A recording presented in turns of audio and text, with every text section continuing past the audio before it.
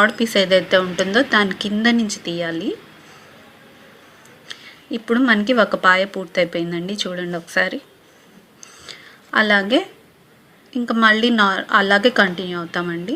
ఈ ఫస్ట్ది ఈ సెకండ్ దాని మీద నుంచి తీసి థర్డ్ ప్లేస్కి తెచ్చేసామండి. అప్పుడు ఈ థర్డ్ ప్లేస్లో ఉన్నది సెకండ్ ప్లేస్లోకి వచ్చేసింది. ఇప్పుడు ఈ ఫిఫ్త్ ప్లేస్లో ఉన్నదాన్ని ఫోర్త్ మీదగా తీసుకొని వచ్చి థర్డ్ కింద నుంచి బయటికి తీయాలండి. ఇప్పుడు చూస్తే మళ్ళీ మనకి ఇంకొక పాయ పూర్తయిపోయింది. ఇలాగే కంటిన్యూ చేయాలి.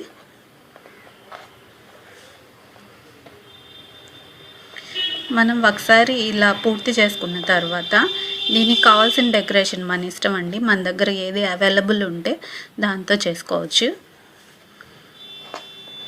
చాలా సులభం అండి ఇది.